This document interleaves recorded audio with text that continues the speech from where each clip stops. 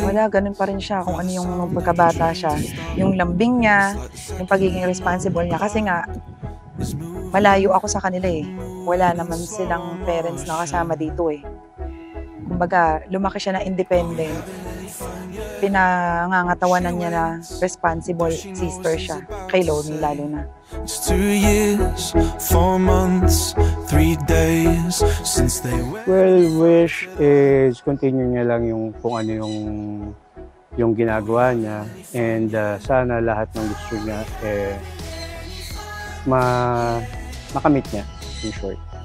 And as tatay, lagi lang ako nandito, whether or not malapit ako or malayo, I'm always a phone call away or a chat away or a messenger. Home from a second job, late rent, 2 kids, but he's doing it for love.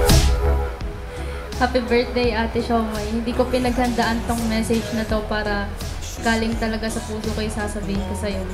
Gusto ko lang sabihin sa'yo na happy 18th birthday, and sana kahit lagi tayo nag-aaway, kahapon na nag-aaway tayo, sana kahit lagi tayo nag-aaway, huwag mong kalimutan na nandito pa rin ako palagi para sa'yo. And para sa akin, ikaw yung pinaka-the best sister sa buong mundo. Yun lang. Love you.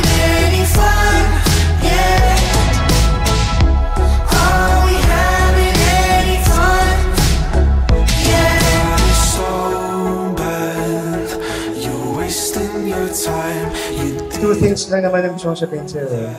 You've been a strong kid and being a strong lady rin. Diba? So, you're 18 and now you're a woman. And hindi ako handa, pero kung ano yung gusto mo, andito ako support ka pa rin. Nakakaiba yung sasabihin, basta alam ko na alam mo, nakasama kayo sa aking pagdadasal araw-araw, gabi-gabi.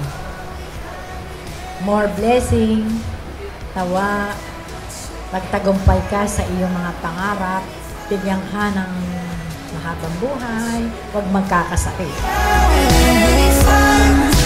Man, happy birthday. Alam mo naman lahat na gagawin ni Mama lahat para sa inyo ni Lomi. Wala akong hindi kayang gawin. Kayo yung strength ni Mama. I love you always and forever. Love you.